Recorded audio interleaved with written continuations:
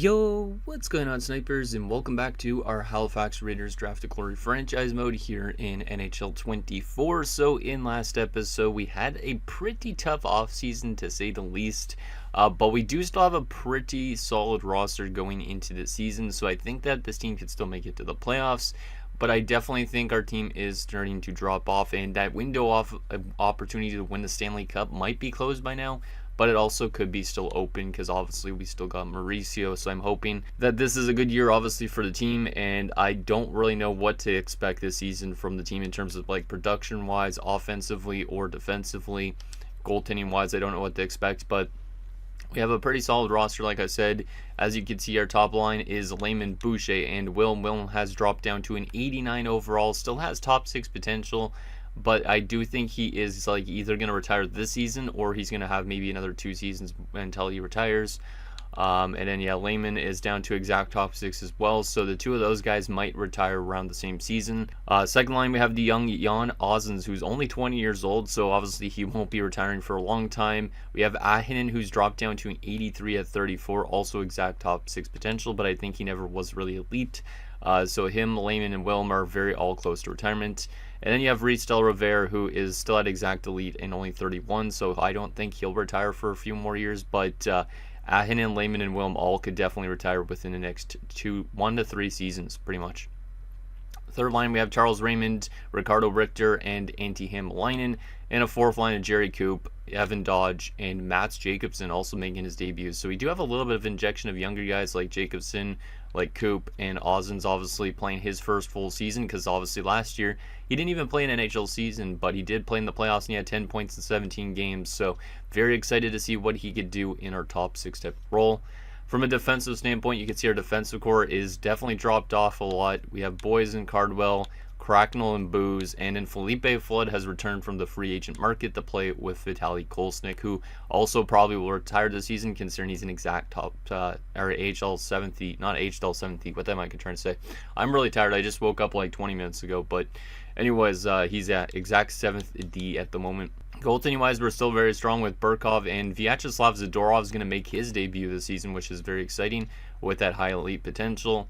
And yeah, there's our depth options. Smith, I don't really like having him scratched, but I think it's a good move because I think he'll be a very good depth forward, and I think he could easily get into our lineup next season as a full-time regular if somebody like Mauricio retires. So I do like our team still on paper, but obviously it is definitely dwindling, especially down the middle, I'd say, and on the defensive side of things. So hopefully we can still get some wins and make it back to the postseason again, because anyways, there was one comment. Let's get our 2 comments. So let's get into the first comment that I wanted to get into, which is what I was kind of actually going to get into, is how much seasons we have left, and that's what Michael asked. And so I was figuring out how much seasons we have left because I went back basically to my Anchorage Ice Tigers series to see what last year was in NHL 23, and that was 46-47, which means this game is 47-48, which means we only have 5 more seasons left after this season, and then we're at the very end, which is crazy. So we do not have really a lot of time left to win that Stanley Cup in. It's either this season or one of the final 5 seasons, and I think by the end of the series, we might not even be a playoff team based on how we are trending. But you never know with the younger guys jumping into our lineup. So yeah, it's 5 more years, which means if we look at how old, actually let's just go to the contract screen. It might be easier to show player age there. We could look at kind of basically on who will probably retire before the series ends, because I don't think we see the retirements in the last year, but we might. But we'll probably definitely see Wilm retire. We'll probably see Kolesnik retire. Layman we'll see retire. Ahinen we could probably see retire. Felipe Flood and Maddox Boys. Del Rivera is one of those ones that might be borderline retirement. He's going to probably be dropped off quite a bit by the time the series ends, but you could see that most of our roster will probably, our big guys at least, will be retired by that point in time, which is kind of crazy. And a lot of them are pending UFAs, so some of them might not come back to the team next season unless their demand is quite less. So there's that. And then the last and final comment is from Sano Otaku, who says, you could put Colburn in the AHL for a year and let him dominate as a first-line winger there if you wanted. keeping him on standby to be called up in case of injuries. When he does eventually make the NHL roster, don't be afraid to put him in the top 6. I once drafted a center in the late first round with a similar overall and potential, put him in the first line immediately, and he became a second place in rookie scoring that season, only losing the Calder to a franchise level player. So that's quite intriguing because we drafted ourselves a very solid top 6 forward prospect. He's 78 at 18. He is going to be starting the year in the AHL. That being this Colborne guy here. I forget his first name. Scott Colborne. Looks pretty good. He's a good 2A forward too, so that will be kind of nice to get into our bottom 6, maybe a top 6 at some point. But yeah, he's going to be dominating the AHL for a while, and obviously if we run into multiple injury problems where we have to put like a guy in to replace a depth option, so to speak, we could easily call him up and send him also back down with the waivers, obviously, because he's got no waivers to go through. So yeah, that's basically that, and I think we're pretty much ready to start up the season simulation. I know that there's probably going to be more comments that come in later in the day because I am recording this, I guess, the day before you guys see this, which is February 8th. It's February 9th when you guys would be seeing this episode, but sometimes you guys comment a little bit late, so I have to get to it anyways. But if there's any other comments that get in, it is what it is, but I'll probably try and reply to you guys. I think this team is ready to go. I think this team could be a playoff team, but I am still a little bit skeptical. I think our goaltending could probably basically make our defense better than it looks. Offensively, I think we'll do fine because we have like Ozins jumping in and whatnot, so I think our offense should be good, but obviously it could be completely up in the air on how good that actually is. So let's begin the sim up to the preseason. I forgot we did, no, that was in my Jet Series episode. I was going to say we offered a, oh yeah, we did offer one contract. We also offered a contract to June Turnbull, and he's going to be brought into the AHL as a depth option. And then obviously if we need to call up somebody from defensive injuries, we have another depth option. It's just more to give us more depth if we run into those problems. I don't think I'm going to put him into the lineup in the AHL over anybody. I could put him over Renault if he fits better to get rid of that -2. Let's see if Turnbull works better there. He does. Okay, so we'll run Turnbull in the lineup in the AHL, but if there's problems with injuries on the defensive side of things or somebody's underperforming by a lot, we could easily reach into that pool a little bit more. That's why I signed him, just to give us some more depth options. I think I saw, though, when I was editing, though, that Reese Addison was still in free agency, but to be honest, I don't really think I need Reese Addison right now, but I could always sign him if I need more depth forwards in a sense. Anyways, let's sim up to the 7th and get this preseason done, and then, yeah, hopefully regular season-wise, consider we have a pretty solid coach that we're still able to win a decent amount of games and get ourselves into a playoff scenario. We're having a dominant preseason, which is kind of scary because that might mean we might not have a good regular season. 6-2, but we just did lose 9-4 to Detroit, which is kind of crazy. Who led us in the preseason? Of course, it's Mauricio. How many years left does Mauricio have on his contract now? I forget. Oh yeah, he's got the 2-year extension that just kicks in this season. Okay. Just wanted to make sure that he's not a pending free agent because he needs to be here right till he retires, which is, like I said, it's probably sooner rather than later unless he plays to like 40 years old. But I do think that we'll definitely see the end of his career in the series unless he's going to play till 42 or whatever years old he will be in the 2048 season. Yeah, I guess he would be like 42 by that point. If he plays that long, that would be amazing, but I don't know if he will. Let's go to January the 1st and take it a little bit slower just to see how we are at that stage. I think we should be decent enough, but you never know. 12-5 win over Ottawa. Well, that's kind of absurd considering we're only 2-1-1 at this stage, but I will definitely take a 12-5 win. Okay. Was not expecting that in the slightest. I mean, we do have a good offensive core, but damn, 12 goals. I wonder who the heck is in net for the Sens at that point. God damn. A little bit of a streaky start at some points, but we're 8-3-1, so we are definitely doing better than anticipated in a way. But obviously that could come crashing down, so I do not want to hold my breath too high that we're going to be actually this good of a team during the regular season, because I think we could definitely still drop off. AHL is getting slapped with injuries. I think that guy just returned, right? Oh, Ramo's a defenseman. Yeah, I guess I'll have to keep him there for now. Oh well. I forgot that the AHL team's playing a defender as a center. It's kind of weird. But oh well. Marty Cardwell's been injured. That's not great considering he's our best defenseman by a long shot at this point. Let's go replace player though. He will be back not in too long, which is good. If it was a long-term injury, that would not be great. And now it's December the 1st, and Cardwell is going to return. Great. Oh, Williams dropped down to an 88. I think Mauricio could retire this season based on that, and I am kind of scared about that. I don't want Mauricio gone, because Mauricio has been the heart and soul of this team for many, many years at this point. Oh, there's the other forward. Gertzen, we'll get Gertzen in, and we'll take Ramo out, I think. And then Ramo will go in. Was it where Wisniewski was? I don't even know. He was a defender, so I'm gonna not keep him. I'm gonna keep him out of the lineup because I don't think we need a defenseman playing forward unless he's an offensive defenseman. I need to stop the sim because I can't see what's happening now. Hello, sir. Thank you. We're still doing relatively well. 18-6-4. So everything's working out decently. We are on a little bit more of a downwards trend in a sense. Now we're on a 3-game winning streak, as I say that, of course. I don't think this year we're going to be the best defensive team. That's just a hunch that I have, considering our goaltending is going to have to make up for some lackluster defense. 2 6-4 losses in a row. It's kind of good that we're losing games, though, in the regular season, too, because if we go into the playoffs too good, I don't think we're going to win the Stanley Cup. Obviously, with my Winnipeg Jets series recently, you guys would have seen that I won a Stanley Cup and a President's Trophy, so it is doable, but I would kind of rather have a more mid-season that gets us into the playoffs and maybe have a better chance that way, because I know it doesn't happen that often that you win the President's Trophy and the Stanley Cup. So 23-11-4 is pretty good.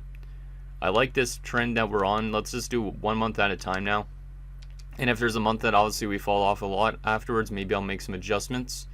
But for right now, it looks like this team is doing decent enough. Like, obviously, they're still losing a lot of games, which might make for a lackluster playoff run or a good playoff run. But I'd rather stay this trend than just completely dominating, to be honest. Okay, 31-14-4. We're on 66 points. Last wildcard's on 56.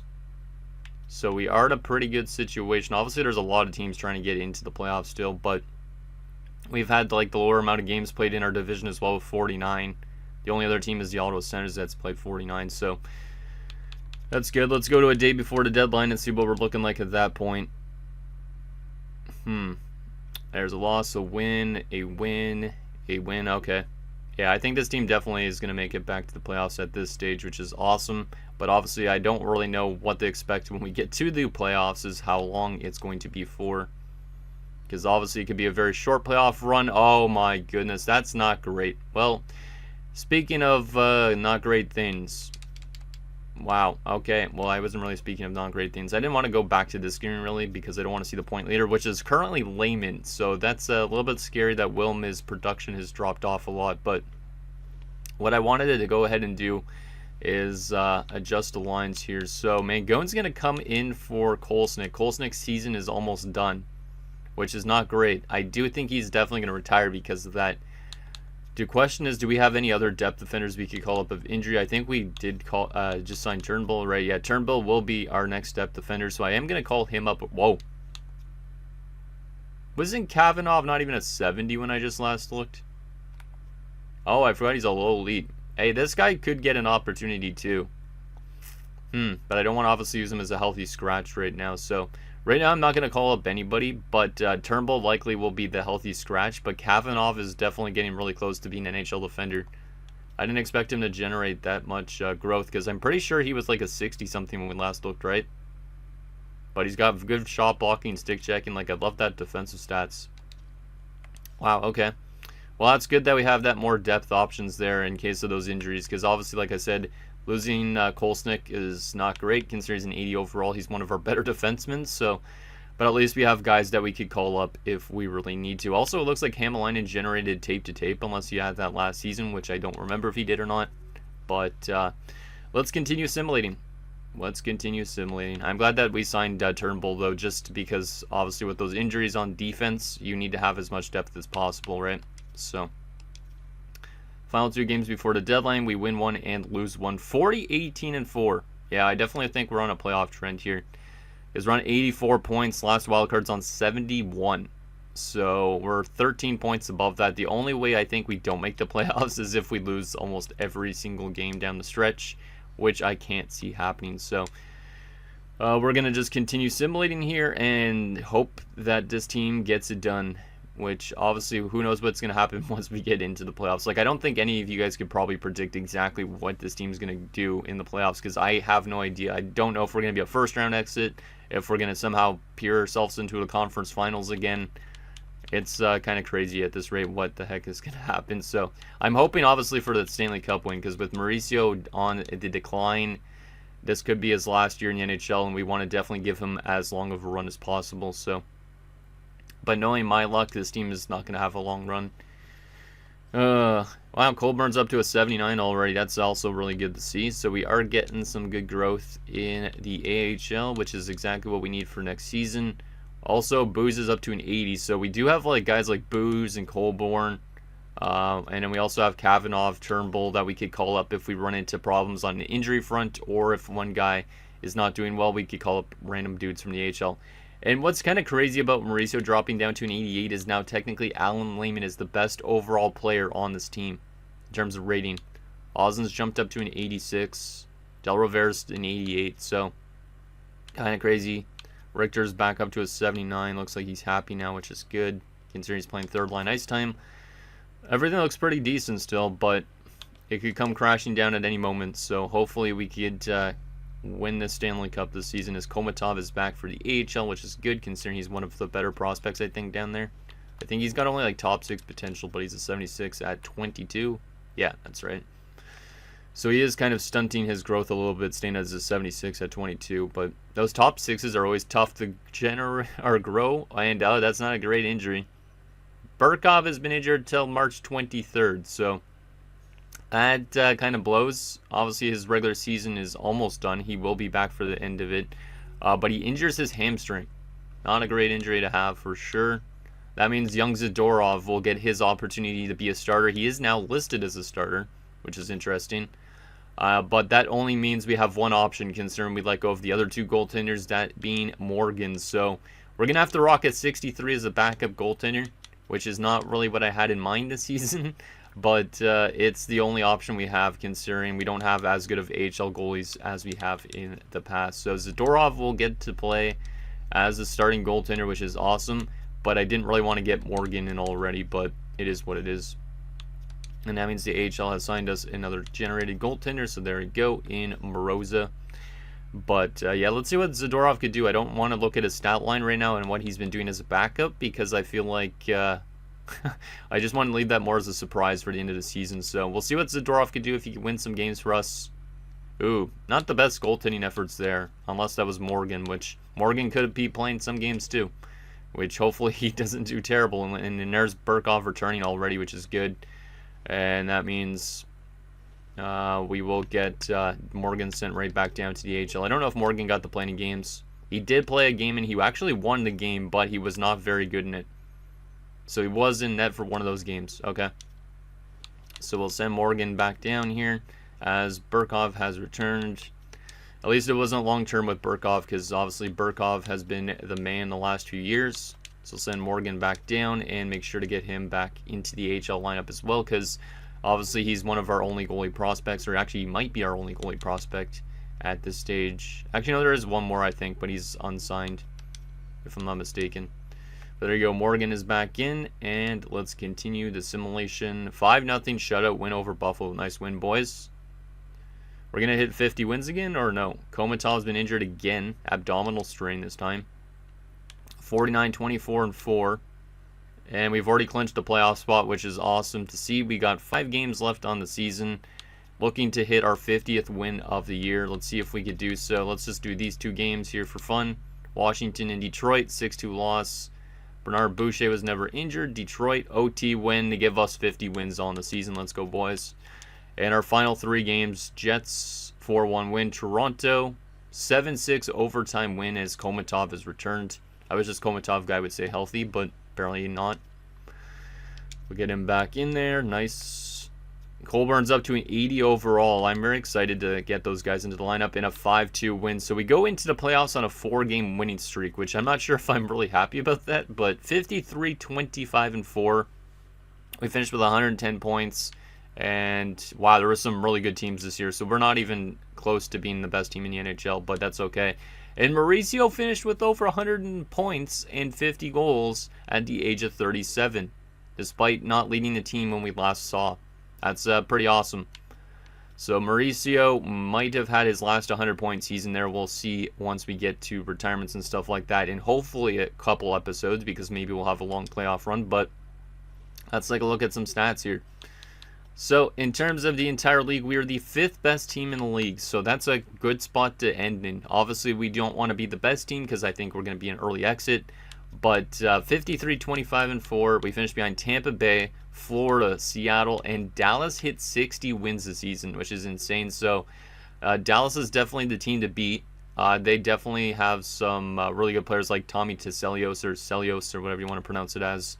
So yeah, Dallas is pretty scary at this rate.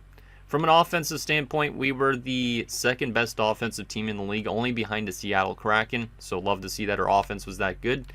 Goals against per game wise, we were still one of the better defensive teams, not the best defensive team. Like, we definitely suffered a little bit of a hit, obviously, in the offseason, but 3.09 has us finish in 7th place in goals against, so that's nice.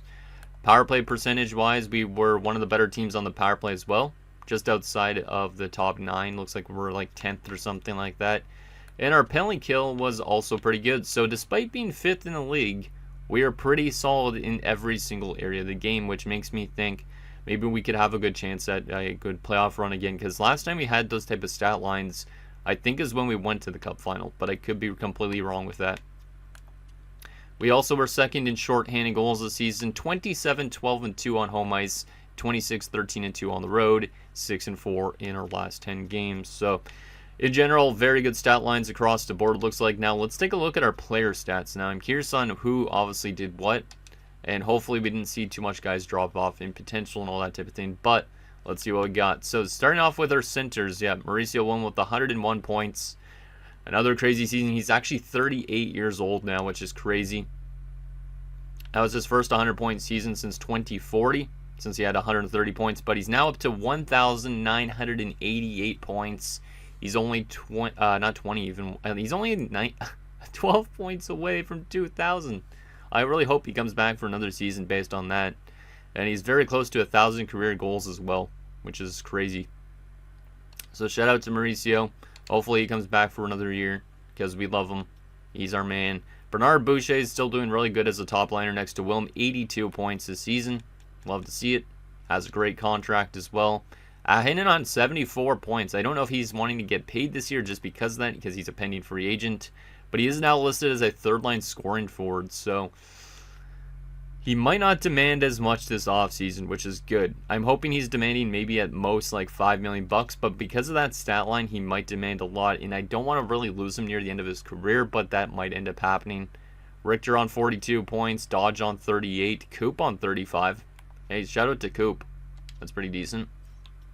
Left wing wise, we have Lehman on 96 points. So Alan Lehman with a 40-goal season and one of the better seasons of his career. He has not had that point total since back in 2038. So that's pretty impressive. He's also been a very good player in this series. Hamalainen on 69 points is pretty good, but obviously a lot of these guys are pending free agents, so that kind of scares me because maybe they're all going to want to get paid. Jan Ozzen's on 61 points in his rookie season, but a -5. But 61 points is really good. Like, he could be definitely up there for the Calder unless there's a guy that had more points and a better plus-minus or something like that. But shout out to Ozzen's. Right wing side of things, we have Del Rivera on 78 points. Shout out to Del Rivera. That's nice. That's a good point production.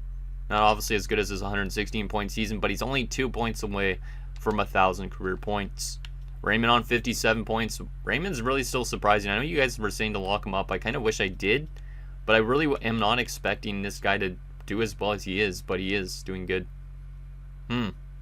That's interesting. Yeah, he's had 2 really good seasons for like an 83, which is awesome. 45 points in his rookie season for Mats Jacobson. So a couple of good rookie stats lines this year. So love to see that. From a defensive standpoint, Boys had 35 points, okay, plus 40. Cardwell on 30 points, plus 27. Booz on 28 points, plus 25. Felipe Flood brought in 27 points. Well, that's kind of rather weird. I didn't expect him to put up 27 points. That might be... Yeah, that's like his best hole he's ever put up in his career.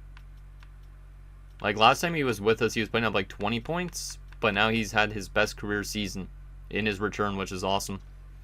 Cracknell on 13 points, plus 18, actually. Kolesnik, 10 points in 60 games and a plus 17, obviously still injured. Yeah, I definitely think this might be the last year for Kolesnik. And a man going on 4 points in 25 games, minus 2. So he isn't doing as good as Kolesnik was, but that's okay. Goaltending-wise, Burkov had a 41, 18-4 record with 3 shutouts, a 907 save percentage, and a 2.99. And the rookie Zadorov went 11-7 with 2 shutouts, a 900 save percentage, and a 3.01. Not bad. Any assists for these guys? 2 assists from Burkov. So there is that. How long is Burkov still signed for? 2 more seasons. So yeah, both these guys might end up having to be like, what is it, 1A, 1B situation eventually. Because Zadorov's going to be like likely a high overall in the next few years. So that's interesting. Okay, let's take a look at stats around the league just to see who led in certain areas. And then obviously we'll see who we're facing in the playoffs. So Landon McGrath, the best offensive player, tied with Frederick Pirozabottle. Or Zabatal, or whatever you guys used to call it, or tell me about it, what it's pronounced like. But FPZ is literally insane in passing. What the hell is he doing in Tampa? He never would do that with us. But Landon McGrath in there, and then yeah, Frederick Pirozabottle, since leaving us, has now had 300-point seasons, and his other seasons were not at good in Tampa, but wow, 106 assists. That's got to be almost close to being like one of the most assists in a season. What a crazy player FBZ is. I mean, he is making a lot of money, so he should probably produce like that. Fraser on 120 points, Alos on 115. Okay. It's not the craziest amount of 100-point players this year, but Mauricio Wilm was one of those 100-point players, so that's nice. Best goal scorer this season, Cesar Gamache on Florida, 72 goals. Yeah, this kid's unreal. 94 overall at this point. He's already got 360 goals in 492 games and 574 points. And he's going to will Florida back to the playoffs again. After last year, they lost in the Stanley Cup Finals. So that's kind of scary. Florida's definitely a team to watch out for. Let's take a look at Selke candidates. See what we got here. So likely Terry Nichols. 55.2% on the draw and 157 takeaways. Yeah, probably him. There's also Tara Vinen, who would probably be up there. Manuel Gauthier. Let's take a look at the most fights for fun as well. Braden Toms, expected to be that guy. 31 fights this year. And he's 35 years old at this point. This guy's dropped off a lot, but holy crap, this guy's been a goon. Over 2,200 penalty minutes. This might be the first guy I've ever seen to hit over 2,000 penalty minutes in his career, but shout out to Toms. And then there's another guy in Enquist. How much penalty minutes does this guy have in his career? 519 already. But he's already 26. Interesting. From a defensive standpoint, the best defenseman in points was Riley Gostad of the San Jose Sharks with 75 points. Chris Whitmore was also tied with 75 points, but he was a plus 47, so likely he gets to Norris because of that. So, yeah, Florida's a very good team. And I'm hoping that they're a first-round exit, because if we get to the second round and they're not there, it would be an easier time for our team for sure. Winchester also up there. Best goaltender this season in terms of wins was Gabriel Dag in Florida. Yeah, Florida's definitely a really good team, but maybe it'll be a first-round exit for our sanity. Most shutouts is Khudobin with 6. Best save percentage by a starter, Gabriel Dag with a 918. And best goals against average by a starter, Gabriel Dag. Yeah, Gabriel Dag is going to likely win the Vezina. But look at this one goaltender, Magnus Seidenberg. 2 games played. He had a 10.74 goals against. He allowed 15 goals in 2 games. Yikes. That might be the worst stat line I've ever seen. Any crazy goalie numbers? 5 assists from Jesper Brodin. Any goalie goals? No. Best rookie this season in terms of points, Serge Lapierre of the Colorado Avalanche had 69 points but was minus 24.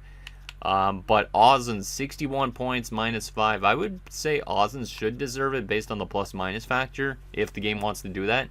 But they might give it to Lapierre, even though, because he's got 8 more points, but he was minus 24 compared to minus 5. So, interesting on that front. Jacobson was also top 5 in rookie points. So, good to see a couple of our rookies up there. Let's take a look at rookie goalies for fun, too. Timo Levo. Pretty good stat line. Pretty good stat line, but not good enough, probably. Like, that's a crazy record. 35, 6, and 3. Like, that 906 save percentage and 301 isn't the best, but a 35, 6, and 3 record is insane. I know Dallas is a really good team, but damn. So there is that. The question now is, who are we playing in the first round of the playoffs? Is it a team we played before? Is it a team we can beat?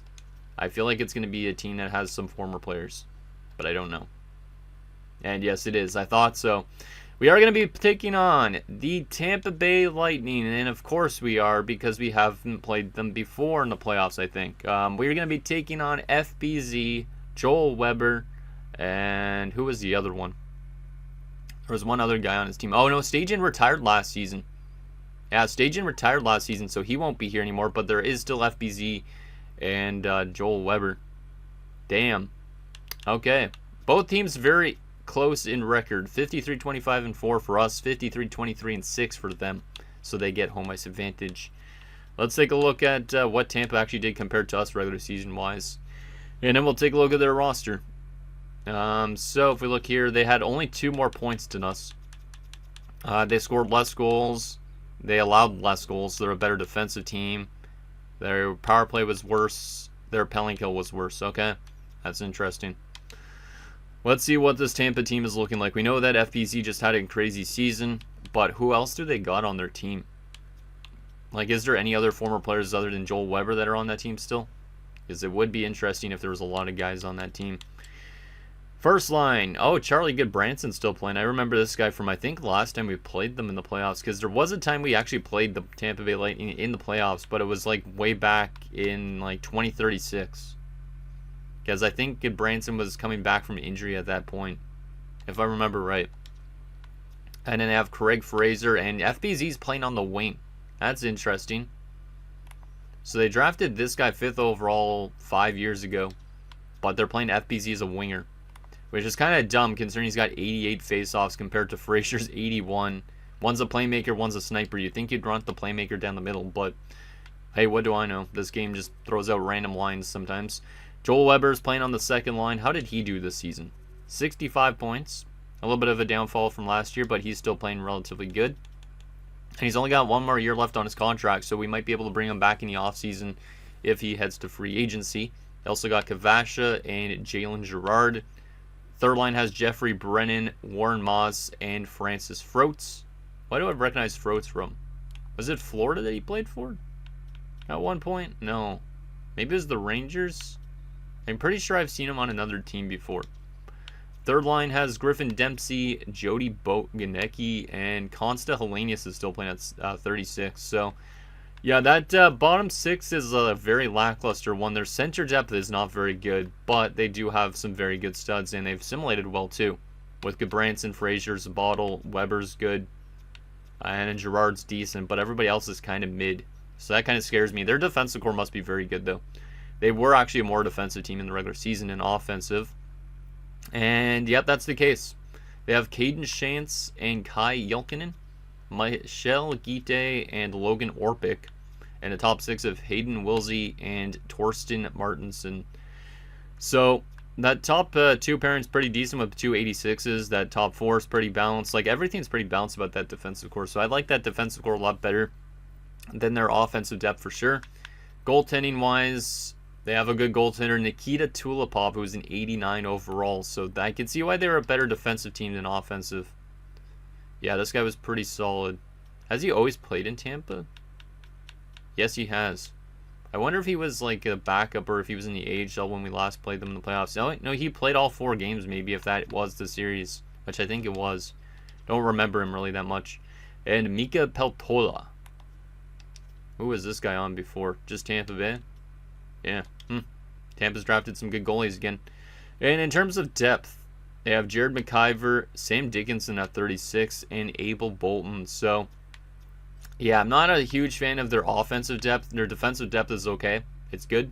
and their goaltending depth is good too. So it's going to be basically an offensive team versus a defensive team, and I'm hoping that obviously we can find a way to shut down Pierre Zabal, especially because I don't think Weber's going to be as much of a threat, but it would be nice to shut out our former players just because obviously I could have signed some of those guys back up, but I decided against it, and now obviously is going to be the deciding factor if that was a bad idea, considering this could be the last run for Mauricio Wilm in the playoffs. So anyways, guys, that's going to do it for this episode of our Halifax Raiders Draft to Glory franchise mode. So in next episode, we'll take it to the first round against some familiar faces in the Tampa Bay Lightning as we look to hopefully have a little bit of a run this year, considering this might be the last year for a lot of guys on this team.